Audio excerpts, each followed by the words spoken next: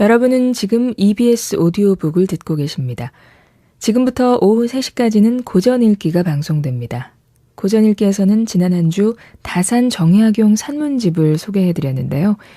조선 후기의 대표적인 정치가이자 지식인이었던 다산 정약용은 새로운 세상을 꿈꿨습니다. 특히 백성들의 피폐한 삶을 보면서 사회의 모순을 깨닫고 백성과 사회를 위한 바람직한 미래를 열어가고자 했는데요. 이 산문집에서는 관료 생활을 하며 사귄 벗들, 또 형제들과 교우하며 지냈던 내용, 유배 생활을 하면서 두 아들에게 보냈던 편지들과 사회에 대한 주장을 담은 글들, 과학기술과 관련된 글, 건축물이나 다른 인물들에 대한 글, 또 정책을 제안하는 글과 정조에게 올렸던 상소문 등 다양한 분야의 글들이 담겨져 있습니다. 그럼 다산 정약용 산문집 낭독을 들어보시겠습니다.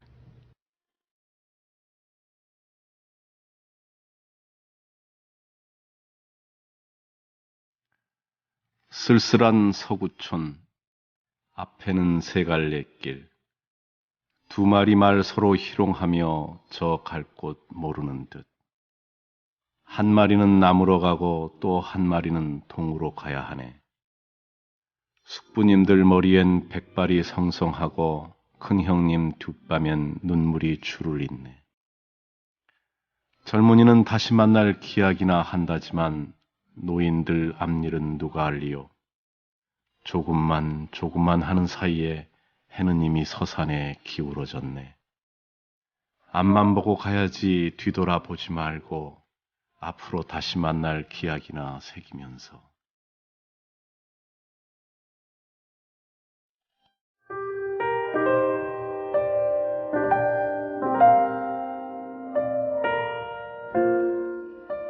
농아는 곡산에서 잉태하였으며 기민년 12월 초 이튿날 태어나 임술년 11월 30일에 죽었으니 발진이 나서 마마가 되더니 마마가 헐었기 때문이다. 내가 강진에 기양 살고 있는 중이어서 글을 지어 그의 형에게 울면서 무덤에다 읽어주게 하였다. 농아의 죽음에 붙이는 글에 이르기를 내가 세상에 태어나 세상에서 떠나가 기간은 겨우 3돌 뿐인데 나와 이별해 산 기간은 그 중에서 2돌이나 되었다. 사람이 60년 동안 세상에 살면서 40년 동안이나 그 아버지와 이별한 채 살았던 셈이니 정말 애달픈 일이로다. 내가 태어날 때 나는 깊은 근심을 하고 있을 때여서 너의 이름을 농이라고 했는데 이미 고향집에 돌아와 있을 때라 너를 살게끔 하는 일은 농사뿐일 거고 그렇게라도 하는 것이 죽는 것보다야 현명한 일이어서이다. 그래야만 내가 죽더라도 흔연스럽게 황천고개를 넘어갈 수 있고 한강을 건너갈 수도 있을 것 같아서였다. 이렇게 보면 나의 죽음은 사는 것보다 현명할 수도 있었다. 나의 죽음은 사는 것보다 현명한 일인데도 살아있고 너의 살아있음은 죽는 일보다 현명한 일이었지만 죽어버렸으니 나의 능력으로는 할 수 있는 일이 아니었나 보다. 내가 내 곁에 있었다고 하더라도 꼭 살 수 있었던 것은 아니지만 너의 어머니가 보낸 편지에서 너는 아버지가 나에게 돌아와 주셔도 발진이 나고 아버지가 돌아와 주셔도 마마에 걸릴까 라고 했다 하니 내가 무얼 헤아리는 바가 있어서 그러한 말을 했겠냐만 그러나 너는 내가 내 곁에 돌아가면 의지할 수 있을 것 같아 그러한 말을 했을 것 같으니 너의 소원을 이루지 못한 게 참으로 슬픈 일이 되고 말았구나. 신유년 겨울에 과천의 주막에서 너의 어머니가 너를 안고 나를 송별해 줄 때 너의 어머니가 나를 가리키면서 저분이 너의 아버지다 라고 하니 너도 따라서 나를 가리키면서 저분이 우리 아버지다 라고 하였으니 아버지가 어떻게 해서 아버지라는 것도 너는 실제로 알지 못하고 하던 소리였으니 그것도 슬픔을 자아내게 하던 일이었다. 이웃 사람이 가는 편에 소라 껍데기 2개를 너에게 전해주도록 했는데 너의 어머니 편지에 너는 강진 사람이 올 때마다 소라 껍데기를 찾다 못 찾으면 마음이 몹시 섭섭해 하였다고 하는데 내가 죽고 나서야 소라 껍데기가 다시 오고 보니 슬프기 한량없구나. 너의 얼굴은 빼어나고 깎은 듯하였고 코의 왼쪽에 조그만 점이 있었다. 내가 웃을 때에는 양쪽 송곳니가 유난히도 툭 튀어나오곤 했었지. 슬픈지고 나는 오직 너의 모습이나 생각하며 잊지 않으며 내가 아비 생각하던 정에 보답해주마. 보감 이기양 어른께서 항상 말씀하시기를 자녀 중에 요절한 애들은 당연히 그 애들의 생년월일과 이름, 생김새 및 죽은 해의 날짜를 적어두어서 뒷날 증거가 될 수 있게 하고 그 애들이 태어난 흔적이 남게 해야 한다고 하셨다. 그 말씀이야말로 참으로 어지신 말씀이었다. 나는 경자년 가을 예천 군청의 관사에서 낙태를 한때로부터 시작해서 신축년 7월 아내가 애를 뵌 채 학질을 앓다가 팔싹둥이 딸 하나를 낳아 4일 만에 죽었는데 이름도 짓지 못한 채 와서의 언덕배기에다 묻었고 그 다음은 무장과 문장을 낳아 다행히 키워냈고 그 다음에는 구장, 그 다음에는 딸아이 효순인데 순산으로 효도했다 하여 효순이라 했다. 이 애들 둘은 모두 요절했지만 구와 순이는 모두 간단한 묘비명을 지었는데 실제로 묘에 묻은 비명이 아니라 책에다 기록해둔 비명이었다. 그 아래로 딸 하나를 낳아 지금 10살로 2차례의 역지를 이미 다 마쳤으니 겨우 죽음을 면했나 보다. 그 다음은 삼동이란 놈인데 마마에 걸려 곡산에서 죽었다. 이 애가 죽을 때에는 아내가 애를 베고 있는 때여서 슬픔을 참고 애를 낳았는데 열흘을 겨우 넘겨 또 마마에 걸려서 며칠이 못 되어 죽어버렸다. 그 아래가 바로 농장이었다. 삼동이는 병신년 11월 초 닷새 날 태어나 무오년 9월 초 나은 날 죽었다. 삼동이 다음에는 이름도 짓지 못했고 구장이와 효순이는 2척의 산등성이에다 묻었고 삼동이와 다음에는 2척의 산발치에다 묻었다. 농아도 필연코 산발치에 묻었을 거다. 모두 6남 3녀를 낳아 살아남은 애는 2남 1녀뿐으로 죽은 애들이 4남 2녀나 되어 죽은 애들이 살아난 애들의 2배나 된다. 오호라, 내가 하늘에서 죄를 얻어 이처럼 잔혹스러우니 어쩐 일이고.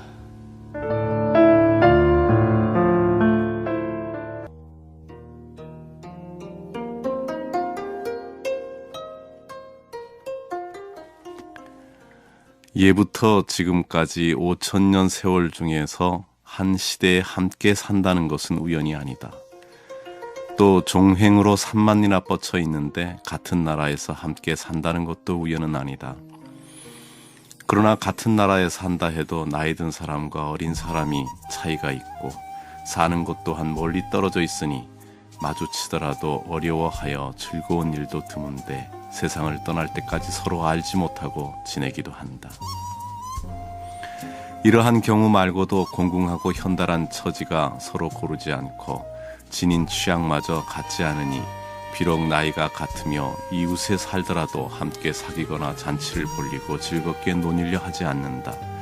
인생의 교제 범위가 넓지 못하기 때문이다. 우리나라는 그런 경우가 더욱 심하다. 내가 예전에 최이숙더러 시 모임을 만들어 함께 즐기자고 했더니 최이숙이 이렇게 말했다. 나와 그대는 동갑이다. 그러므로 우리보다 9살이 많은 사람이나 아니면 9살이 적은 사람까지도 나와 그대는 모두 벗할 수가 있다. 그러나 우리보다 9살이 많은 사람이 우리보다 9살이 적은 사람과 서로 맞닥뜨린다면 허리를 굽혀서 맞절은 하겠지만 곧장 그 자리를 피해버릴 것이다. 그렇게 되면 이 모임은 흩어지고 말 것이다. 그래서 우리보다 4살이 많은 사람부터 우리보다 4살이 적은 사람까지만 함께 모이니 모두 15사람이었다. 이유수, 홍시재, 이석하, 이치훈, 이주석, 한치응, 유원명, 신규로, 윤진울, 신성모, 한백원, 이중년, 그리고 우리 형제와 최홍원이었다. 이 15사람은 모두 비슷한 나이로 서로 가까이 살면서 태평스러운 시대의 이름을 떨쳐 다들 좋은 문벌에 오르게 되었다. 또 그 뜻과 취향마저 서로 비슷하니 함께 시동인을 맺어 즐기며 태평스러운 시대를 장식하는 것도 또한 훌륭하지 아니하는가. 모임이 이루어지자 우리는 이렇게 약속했다. 살구꽃이 피면 한 번 모인다. 복숭아꽃이 피면 한 번 모인다. 여름에 참외가 익으면 한 번 모인다. 가을이 되어 서늘해지면 서쪽 연못에서 연꽃을 구경하러 한 번 모인다. 국화꽃이 피면 한 번 모인다. 겨울에 큰 눈이 내리면 한 번 모인다. 한 해가 저물 무렵 화분에 심은 매화꽃이 피면 한 번 모인다. 모일 때마다 술과 안주, 붓과 벼루를 갖추어 놓고 술잔을 들이키며 시를 읊도록 한다. 나이가 적은 사람부터 시작해서 나이 많은 순으로 모임 자리를 마련하여 한 차례가 다 돌아가면 다시 또 그렇게 돌아간다. 아들을 낳은 사람이 있으면 모임 자리를 마련한다. 지방간으로 나가는 사람이 있으면 모임 자리를 마련한다. 벼슬이 높아진 사람이 있으면 모임 자리를 마련한다. 자녀들 가운데 과거에 급제한 사람이 있으면 모임 자리를 마련한다. 이렇게 해서 이름을 쓰고 약속을 적어 중난시사첩이라고 하는 제목을 붙였다. 그 모임이 우리 집에서 많이 모였기 때문이다. 번홍 최재공이 이 말을 듣고 찬식하여 말했다. 훌륭하도다 이 모임이여. 내가 젊었을 때에야 어찌 이런 일이 있었으랴. 이게 다 주상 전하께서 20년 동안 다스리시면서 선비들에게 휴가를 주고 쉬면서 학문과 문장을 연마하도록 전념하시게 하신 덕일 것이다. 그러니 매번 모일 때마다 주상 전하의 은혜를 노래하고 이에 보답할 것을 생각해야 할 것이다. 술에 취하여 떠들어대기만 하지는 말기를 바란다. 이숙이 나더러 서문을 쓰라고 맡겼기에 번홍의 훈계를 함께 기록하여 서문으로 삼는다.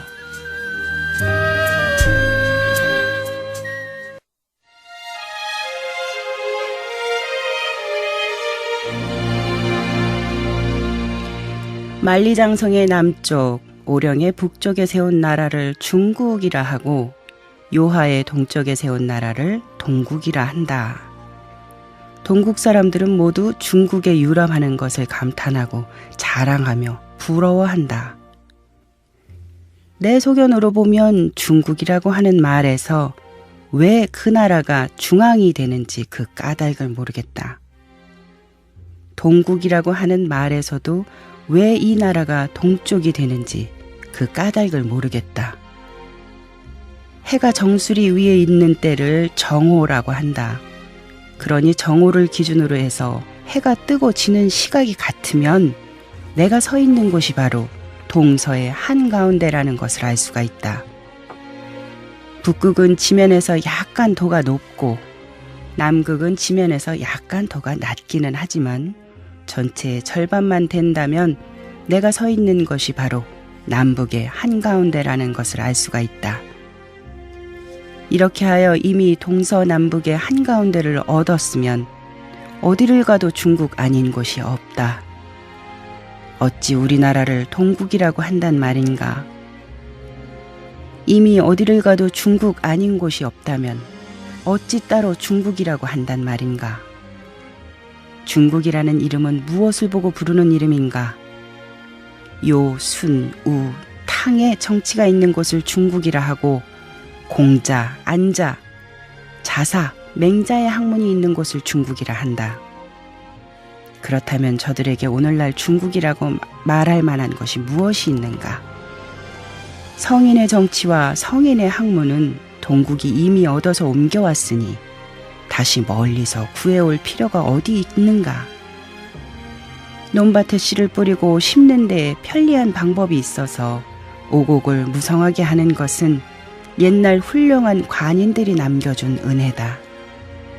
문장의 예술에 해박하고 고상한 재능이 있어서 비속하지 않은 것은 옛날 이름난 선비들의 여운이다. 지금 마땅히 중국에서 취해야 할 이익은 바로 이런 것들 뿐이다. 이 밖의 것들은 억세고 사나운 풍습과 교묘하고 신기한 기회다. 예의와 풍속을 망치고 사람의 마음을 방탕하게 하는 것들이니 선왕들이 힘쓰던 일은 아니다. 그러니 어찌 볼 것이 있겠는가? 나의 벗 해보가 사명을 띠고 연경해 가면서 자주 중국에 논인다고 얼굴에 뽐내는 빛이 있었다. 그래서 내가 짐짓 중국과 동국이라는 이름을 따져서 그를 자제시키고 이어서 이같이 격려한다. 즐거움은 괴로움에서 나오니 괴로움은 즐거움의 뿌리다. 괴로움은 즐거움에서 나오니 즐거움은 괴로움의 씨앗이다. 괴로움과 즐거움이 서로 낳는 이치는 동과 정, 음과 양이 서로 그 뿌리가 되는 것과 같다. 사리에 통달한 사람은 그러한 이치를 알아서 괴로움과 즐거움이 서로 의존하고 있는 이치를 살피고 흥하고 망하는 운수를 헤아린다. 어떤 상황에 대응하면서 자기의 마음이 언제나 다른 무리의 마음과 서로 반대가 되도록 한다. 그러면 괴롭던 마음이 줄어들어 즐겁게 된다. 흔하면 비싸게 사들이고 귀하면 싸게 팔아서 물가를 항상 고르게 하는 경수창의 상평법처럼 한다. 이게 바로 괴로움과 즐거움에 대처하는 방법이다. 내가 처음 강진성 안에 있을 때는 언제나 답답해서 마음이 시원하지가 않았다. 그러다가 다산으로 옮겨와 산 뒤부터는 안개와 노을을 마시고 꽃과 나무를 구경한 덕분에 귀양살이 시름을 시원하게 잊어버렸다. 이게 바로 즐거움이 괴로움에서 나온 것이다. 얼마 뒤에 강진의 병마절도사 이중엽이 우거진 숲 그윽한 시냇가로 나를 찾아왔다. 돌아간 뒤에도 날마다 편지를 보내는가 하면 조각배로 밀물을 타고 뱃놀이를 하거나 한 마리 말을 타고 봄놀이를 즐기기 위해서 찾아왔다. 한 달도 거르지 않고 자주 찾아왔는데 이처럼 한 지가 3년이나 되었다. 그러다가 임기가 다 차서 이곳을 떠나게 되자 술자리를 마련하여 내게 작별을 고했다. 이제부터는 종이나 먹이 있어도 누구와 더불어 글을 써서 주고받으랴. 앞으로도 말발굽 소리 울리면서 다산 골짜기로 나를 찾아올 사람이 있겠는가. 그걸 생각하니 서글프다. 이게 바로 괴로움이 즐거움에서 생기는 것이다. 그러나 괴로움은 즐거움의 뿌리이기도 하다. 내가 살아서 한강을 건너 고향으로 돌아가게 되고 이 군도 그때 벼슬을 쉬게 되어 남주 벽계 사이로 나를 다시 찾아와서 산나물과 생선회로 즐겁게 식탁을 마주하게 된다면 이게 바로 즐거움에서 다시 즐거움이 생기는 것이다. 나의 벗이여 슬퍼 말게나. 나의 두 사람이 평소 바라던 것처럼 말을 타고 서로 왕래하게 된다면 절제 없이 놀고 즐기다가 실증이 나서 즐거운 줄도 모르게 될 것이다. 거센 여울과 잔잔한 물살이 서로 뒤섞여 물이 무늬를 이루고 느리고 빠른 소리들이 서로 어울려 아름다운 음악을 이룬다. 나의 벗이여 슬퍼 말게나. 이군이 작별의 말을 써달라고 해서 시 열수를 지어 그 사실을 서술하고 그 시천머리에다 이렇게 쓴다.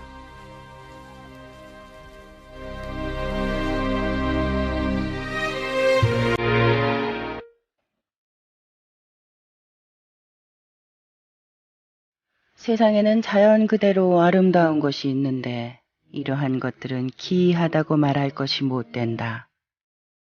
오직 무너지고 훼손되었거나 깨지고 찢어진 것들을 잘 손질하고 다듬어서 온전히 아름답게 만들어야만 그 공덕을 찬탄할 수가 있다. 그러므로 죽을 병을 치료한 자를 양이라고 부르고 위태로운 성을 구출한 자를 명장이라 부르는 것이다. 오늘날 높은 자리에 있는 훌륭한 집안 자제들이 관직에 올라 집안을 크게 일으키는 것은 누구라도 할 수 있는 일이다. 그러나 너희는 지금 패족이다. 만약 패족의 처지에 잘 대처해서 처음의 가문보다 더 온전히 아름답게 만든다면 이 또한 기특하고 아름다운 일이 아니겠느냐. 패족의 처지에 잘 대처한다는 말이 무슨 뜻이겠느냐. 오직 독서하는 것 한 가지뿐이다. 이 독서야말로 인간의 으뜸가는 깨끗한 일이다. 호사스런 부호가의 자제는 그 맛을 알 수가 없고 외진 시골의 수제들도 그 오묘한 이치를 알 수가 없다. 오직 벼슬아치 집안의 자제로 어려서부터 듣고 본 바가 있고 중년의 재난을 만난 너희들 처지와 같은 자라야 비로소 독서할 수 있는 것이다. 저들이 독서를 하지 못하는 것이 아니라 뜻도 모르고 그냥 읽기만 하는 것은 독서라고 할 수가 없는 말이다. 3대 이상 계속되지 않은 의원에게는 약을 쓰지 않는다고 했다. 문장 또한 그러하다. 반드시 대대로 글을 하는 집안이라야 문장에 능할 수 있다. 내 재주가 너희보다 조금은 낫다고 할 수 있겠지만 나도 어려서는 나아갈 방향을 알지 못했다. 15살이 되어서야 서울에 올라와 유학했지만 방랑하느라고 터득한 것이 없었다. 20살이 되어서야 비로소 과거 공부에 전념했고 성균관에 들어간 뒤부터는 또 별려문에 골몰했다. 뒤이어 규장각에 예속되었는데 하찮은 문장학에 10년 가까이 머리를 썩였다. 그 뒤에는 또 교서관 일로 분주했다. 황해도 곡산에 부임해서 백성 다스리는 일에 온 정력을 기울였다가 서울로 올라와서는 신공과 민공의 탄핵을 받았고 그 이듬해에는 반염의 슬픔을 만나게 되었다. 서울과 시골로 바삐 돌아다니다가 지난 봄에 화를 당했으니 거의 하루도 독서에 전념할 수가 없었다. 그러므로 내 시나 문장을 은하수물로 씻어낸다 하더라도 끝내 과거 시험을 위한 문체에서 벗어날 수가 없고 그 가운데 잘된 것이라 하더라도 관각체의 기미를 벗어날 수가 없다. 그런데 내 수염과 머리가 어느새 희끗희끗해졌고 정력 또한 벌써 쇠약해졌으니 이 어찌 운명이 아니겠느냐.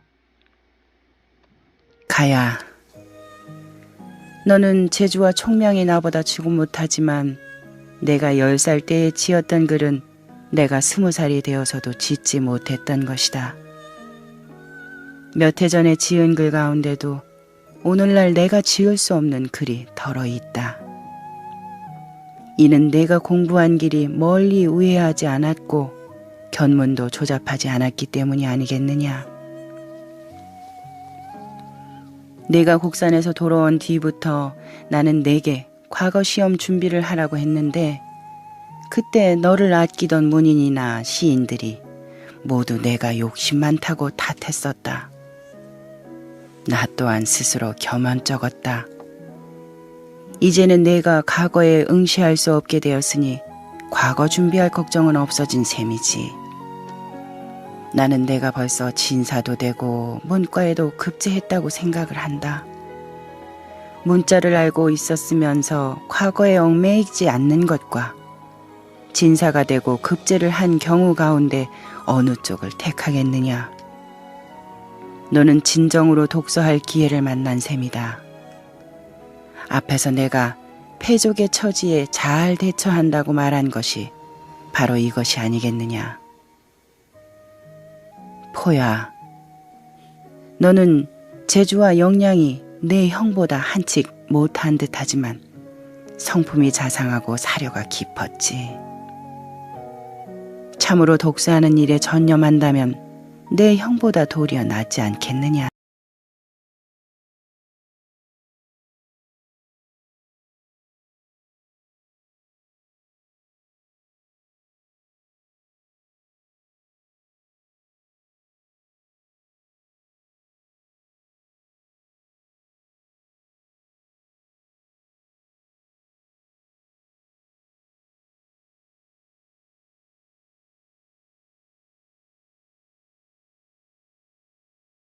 효도와 공경이 바로 그것이다.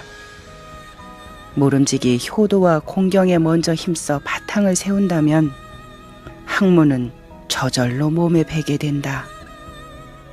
학문이 몸에 배면 독서는 따로 이야기할 필요가 없다.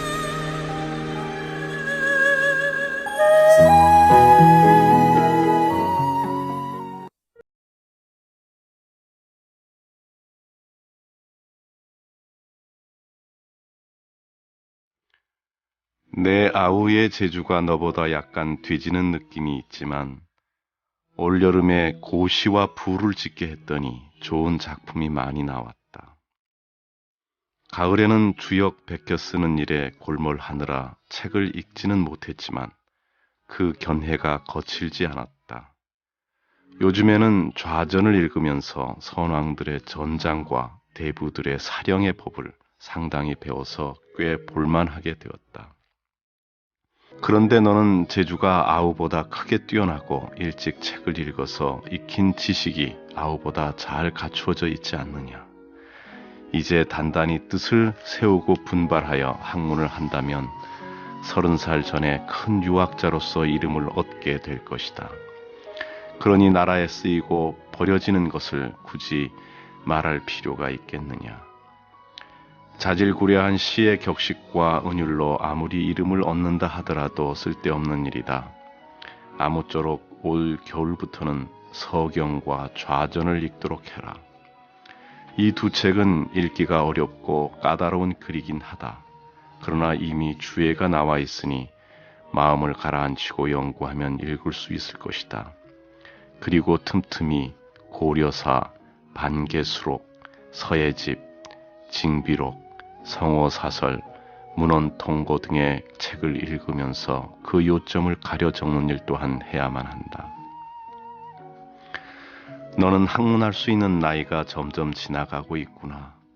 집안을 생각하면 마땅히 집을 떠나 유학을 해야 하니 이곳에 와서 나와 함께 지내는 것이 가장 마땅하다. 그러나 부녀자들은 대의를 알지 못하니 내 어미는 보나마나 너를 보내기 어려워할 것이다. 내 아우의 문학과 식견이 바야흐로 봄 기운이 돌아 초목에 싹이 돋는 듯한 기세니 차마 너의 공부를 위해서 아우를 보내고 너를 오게 할 수는 없겠구나. 지금 생각으로는 경호년 1810년 봄에나 내 아우를 돌려보내려고 한다. 너는 그전까지 세월을 헛되게 보내려느냐. 여러 가지로 생각해서 집에서도 공부할 길이 있거든 내 아우가 돌아올 때까지 기다려 아우와 교대하여 이곳으로 오너라. 만약 사정상 전혀 공부할 길이 없거든 내년 봄 날씨가 따뜻해진 뒤에 모든 일을 제쳐놓고 여기로 내려와서 내 아우와 함께 공부하도록 해라. 첫째는 나날이 마음씨가 나빠지고 행동이 비루해지니 여기에 와서 교육받아야 하겠다. 둘째는 안목이 좁아지고 의지가 상실되어 가니 여기 와서 교육을 받아야 하겠다. 셋째는 경학이 조잡해지고 식견이 비워져 가니 여기 와서 교육을 받아야 하겠다. 대수롭지 않은 사정은 돌아볼 필요가 없다.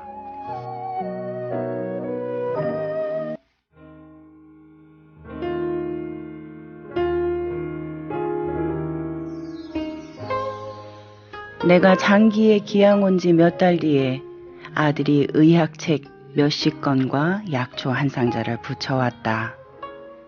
유배지라서 책이 전혀 없으므로 이 책밖에 볼 게 없었고 병이 들면 결국 이 약으로 치료를 했다. 하루는 지방간에 내게 부탁을 했다. 장기에서 병이 들면 무당을 불러다가 푸닥거리 하는 풍속이 있습니다. 그래도 효염이 없으면 뱀을 잡아먹고 뱀을 먹어도 효염이 없으면 체념하고 죽어갈 수밖에 없습니다. 공은 어찌 그동안 읽으신 의학책을 가지고 이 외진고장에 은혜를 베풀지 않습니까? 좋다. 내가 내 말대로 의학책을 만들겠다.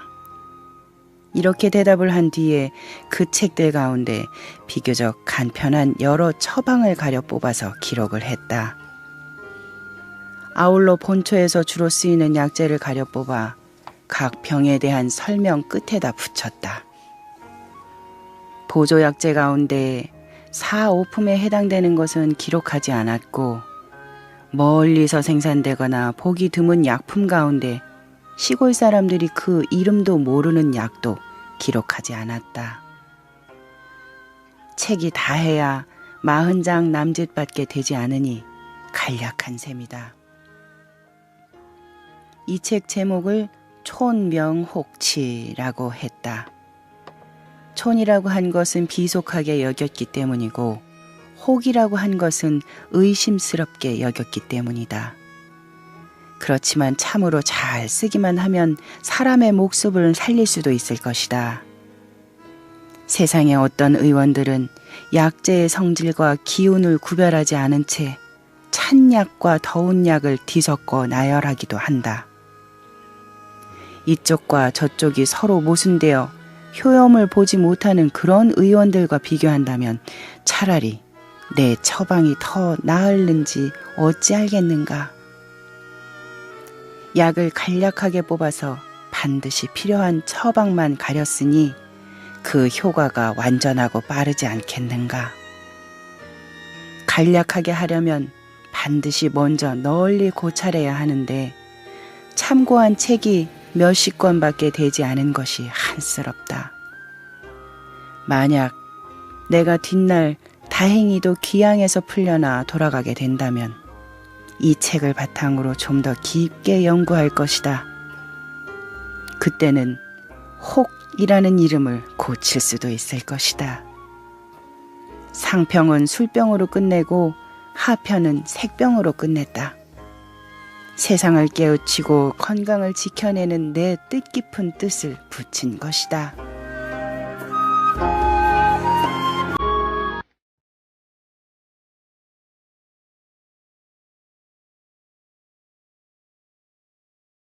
촉당의 사내아이가 슬슬주라는 구슬 1000개를 얻었다. 아이는 구슬을 보고 사랑스러워서 가슴에 품기도 하고 옷깃에 차기도 했다. 입에 물기도 하고 손에 움켜쥐기도 하다가 동쪽 낙양에 가서 구슬을 팔려고 했다. 그렇게 길을 나섰는데 지쳐서 앞가슴을 헤치다가 품었던 구슬이 떨어지고 물을 건너면서 몸을 굽히다가 옷깃에 찼던 구슬이 흩어졌다. 기뻐할 일이 있어서 웃거나 할 말이 있어서 말을 하면 입에 물었던 구슬이 튀어나왔다. 갑자기 벌이나 전갈, 살무사같이 사람을 해치는 동물들을 만나서 도망치다가 손에 잡았던 구슬도 놓쳐버렸다. 그래서 낙양에 절반도 못 미쳐서 술술주가 다 없어졌다.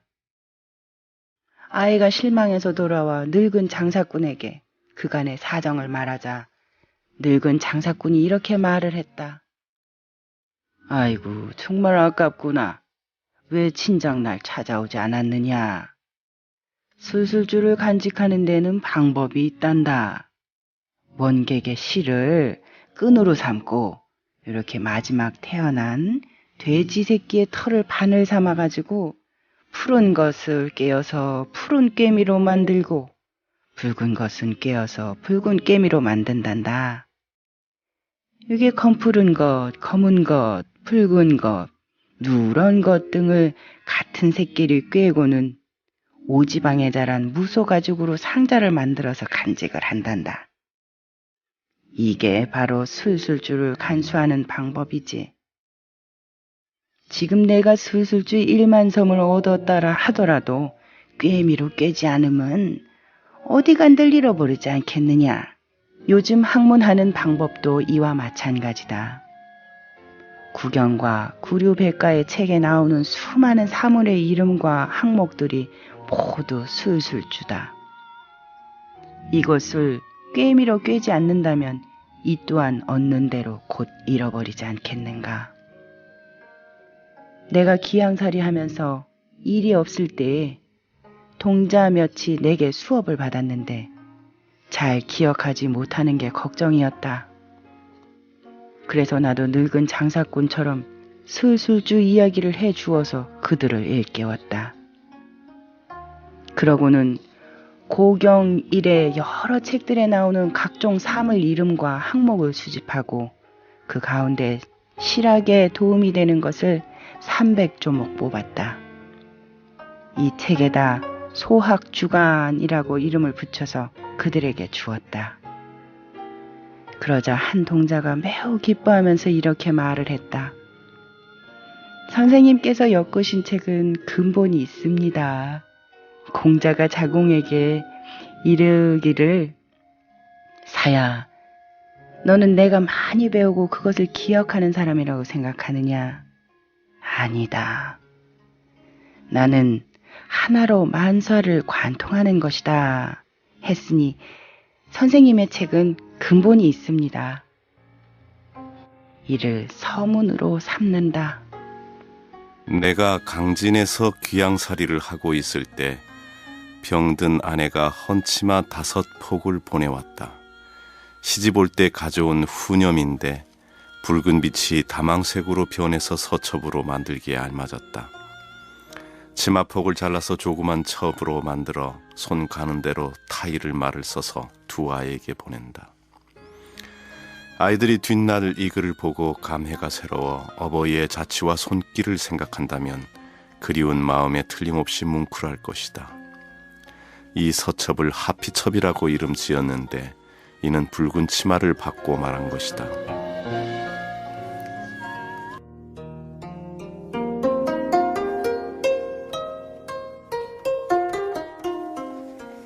여기에 한 여가 있는데 30집이 모여서 한 여를 이루었다. 갑 아무개는 이곳을 갈고 을 아무개는 저곳을 김매라. 여장은 각자의 할 일을 정해주었다. 그런데 한 사람이 쟁기와 따비를 짊어지고 처자를 데리고 찾아와서 말을 했다. 나도 이곳의 땅을 한몫 받고 싶소. 이를 어쩌겠는가. 그를 받아들이겠다고 말할 수밖에 없다. 한 여의 논밭은 더 이상 넓힐 수 없는데 한 여의 백성 수는 일정하게 정해져 있지 않느니 어떻게 될 것인가. 백성이 이익을 쫓는 것은 마치 물이 아래로 흐르는 것과 같다. 논밭은 많은데 사람의 힘이 모자란다는 것을 알았거나 논밭은 적지만 곡식의 생산량이 많다는 것을 알았거나 추수 때 나누어 주는 곡식이 많은 것을 알았기 때문에 쟁기와 따비를 짊어지고 처자를 데리고 찾아와서 이곳의 땅을 한몫 받고 싶다고 말한 것이다. 여기에 또 한 여가 있는데 20집이 모여서 한 여를 이루었다. 여장이 갑 아무개는 저곳에 잡초를 불사르고 을 아무개는 저곳에 거름을 주라고 하며 각자의 할 일을 나누어 주었다. 그런데 한 사람이 쟁기와 따비를 짊어지고 처자를 데리고 떠나면서 말을 했다. 저 살기 좋은 땅으로 가겠소. 이를 어찌하겠는가. 역시 그의 말을 들어주겠다고 말할 수밖에 없다. 백성이 해로운 곳을 피하는 것은 마치 불이 습한 곳을 피하는 것과 같다. 논밭이 적어서 사람의 힘이 남아돈다는 것을 알았거나 힘은 배로 드는데 곡식의 생산량이 적다는 것을 알았거나 추수 때 나누어주는 곡식이 적은 것을 알았기 때문에 쟁기와 따비를 짊어지고 처자를 데리고 떠나면서 저 살기 좋은 땅으로 가겠다고 말한 것이다. 그러므로 위에서 명령을 내리지 않더라도 한 여의 가구 수가 고르게 될 것이며 위에서 명령을 내리지 않더라도 백성의 논밭이 고르게 될 것이다. 백성이 마음대로 오고 가기를 8, 9년이 지나지 않아서 나라 안에 논밭이 고르게 될 것이다. 백성에게 논밭을 가지고 구역을 설정해 주는 것은 마치 양에게 우리가 있는 것과 같다. 이제 그들이 마음대로 오고 가게 한다면 마치 새나 짐승이 서로 몰려다니는 것과 같게 된다. 백성이 새나 짐승처럼 몰려다니는 것은 사회를 어지럽히는 원인이 된다. 그러나 이 제도를 시행한 지 8, 9년쯤 되면 백성의 분포가 대충 고르게 될 것이다. 이 제도를 시행한 지 10여 년이 되면 백성의 분포가 아주 고르게 될 것이다. 백성이 아주 고르게 분포된 뒤에 비로소 호적을 만들어 그들의 집을 등록시키고 문서를 만들어 그들이 옮겨 다니는 것을 관리한다. 한 사람을 받아들이는 데에도 엄격한 제한을 두고 한 사람이 떠나더라도 이를 허락하는 데에 절도가 있어야 한다. 논밭은 넓은데 사람이 적은 곳은 이사 오는 자들을 받아들이고 사람이 적은데 곡식 소출이 많은 곳도 이사 오는 사람들을 받아들여야 한다. 이와 반대로 논밭은 좁은데 사람이 많은 곳은 이사 가는 자들에게 허락해주고 사람은 많은데 곡식 생산량이 적은 것도 이사 가는 자들에게 허락해 주어야 한다. 이러한 경우가 아닌데도 이사 다니는 자들은 나그네처럼 갈 곳이 없게 될 것이니 떠나가는 사람도 없고 들어오는 사람도 없어질 것이다.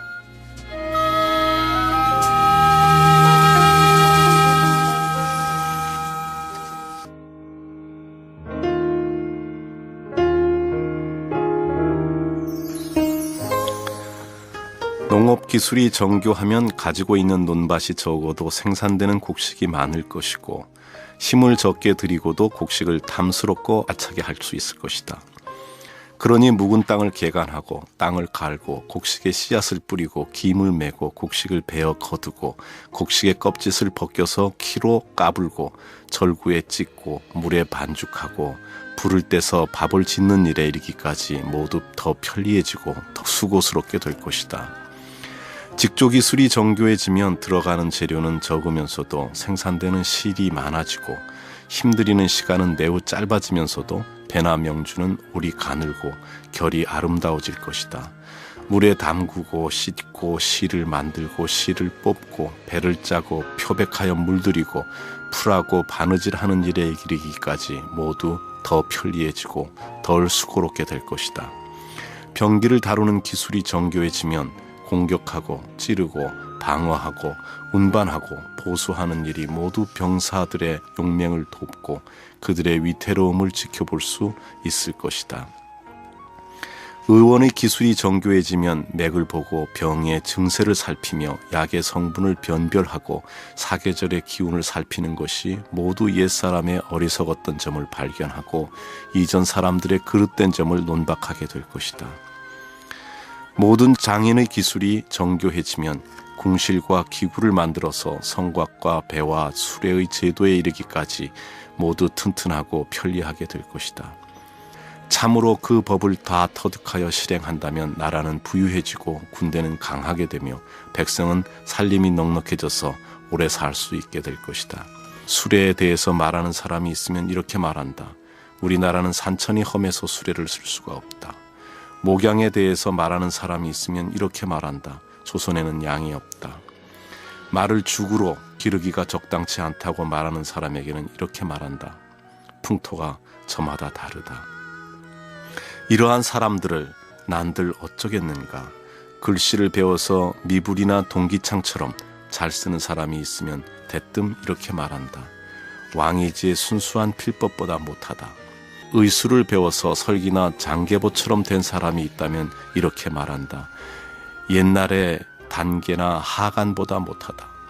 그리고 은연중에 옛사람의 명성에 기대어 위세를 부리며 한 세상을 호령하려고 한다. 그렇다면 저 왕희지나 단계나 하강 같은 무리가 과연 우리나라 안동부 사람이나 된다는 말이나.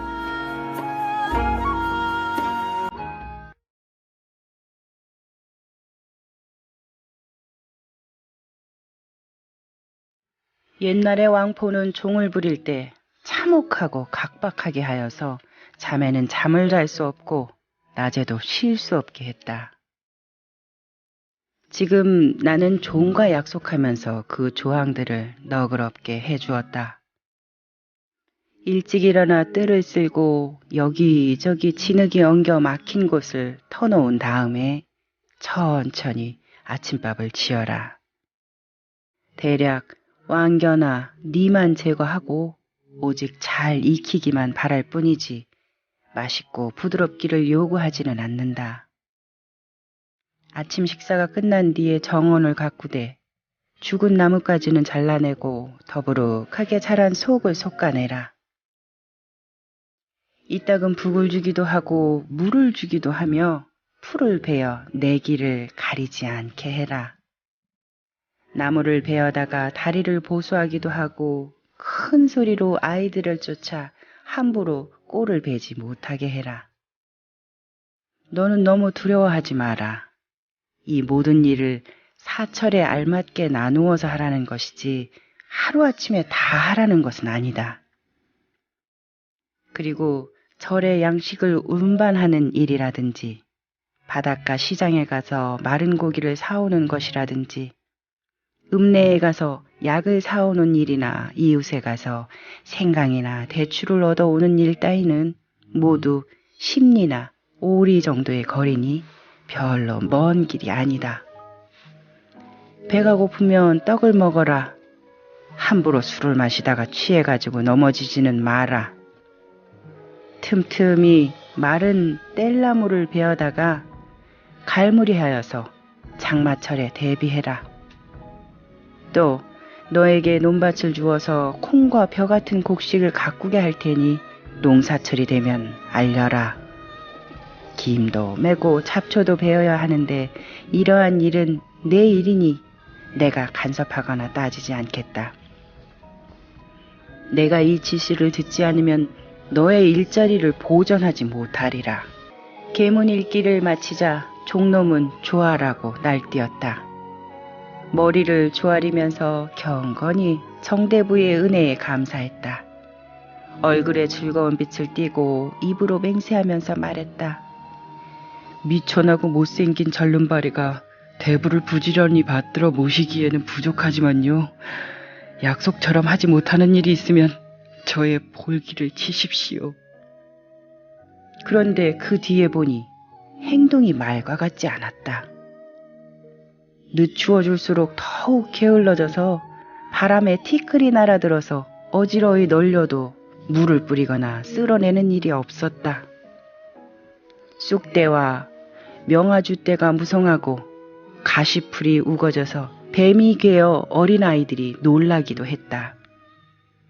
채소와 오이가 말라버려서 꽃망울을 이리지 못했고 몰래 사람들과 결탁하여서 제 마음대로 벌채를 허락하며 아침 식사만 끝내면 달아나 있다가 저녁 때야 돌아왔다.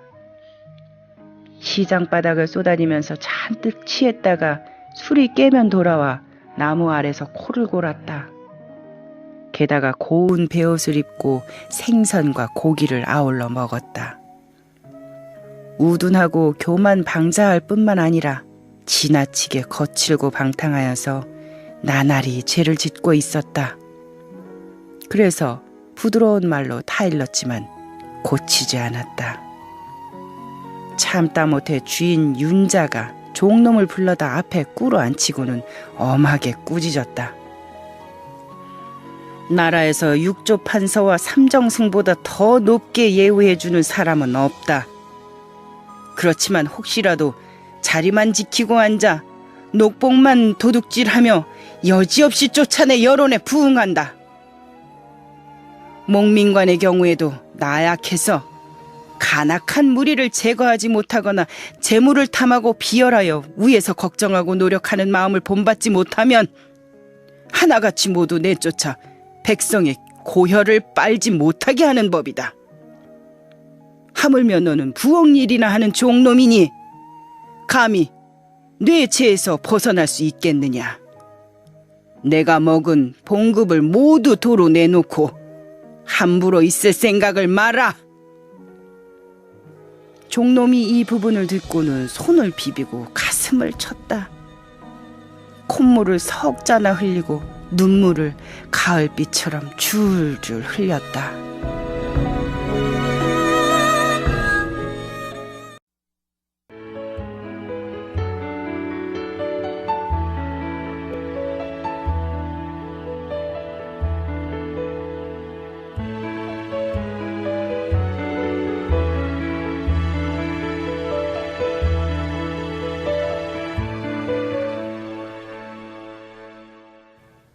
EBS 오디오북 고전 읽기를 함께하고 계십니다. 계속해서 다산 정약용 산문집 낭독을 들어보시죠.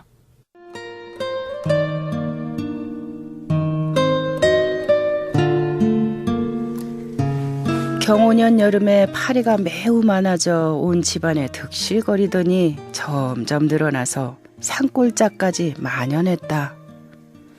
높은 다락이나 커다란 집에서도 얼어 죽지 않고 술집과 떡가게에 구름처럼 몰려들어서 윙윙거리는 소리가 천둥 같았다.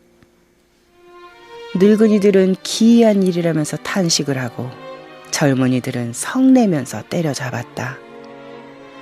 어떤 사람은 통발을 만들어 놓아서 걸려 죽게 하고 어떤 사람은 독약을 뿌려 그 약 기운에 취해서 전멸시켰다.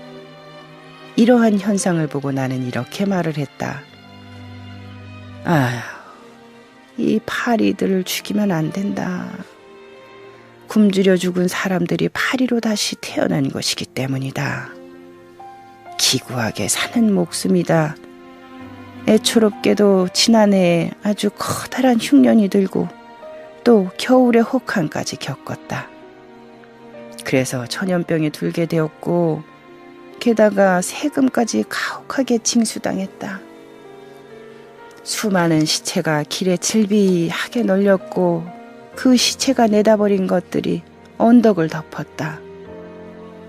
수위도 없고 관도 없는 시체에 훈훈한 바람이 불고 기운이 높아지자 그것이 변해서 구더기가 되었다.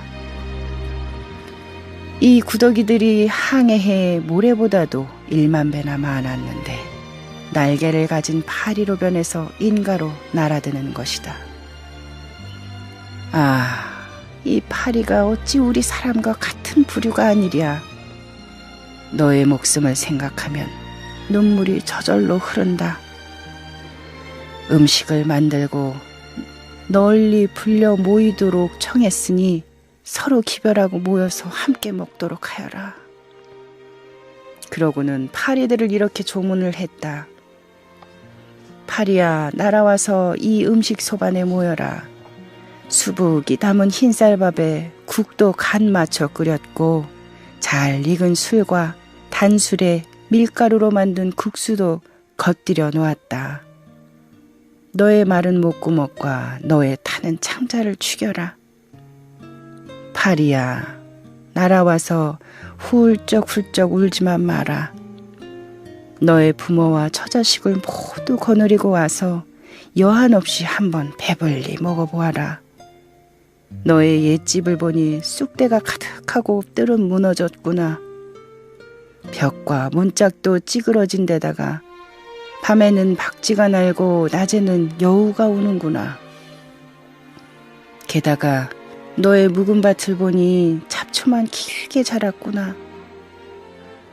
올해는 비가 많이 내려 흙이 기름지건만 마을엔 사람이 살지 않아 황폐해졌단다. 파리야, 날아와서 이 기름진 고깃덩이에 앉아라. 소다리에 살집도 깊고 초장에다 파까지 쪄놓았다. 농어회까지 갖추어 차렸으니 너의 굶주린 창자를 채우고 얼굴을 활짝 펴라. 도마에도 남은 고기가 있으니 너의 무리에게도 먹여라. 파리야, 날아서 가나로 들어가지 마라.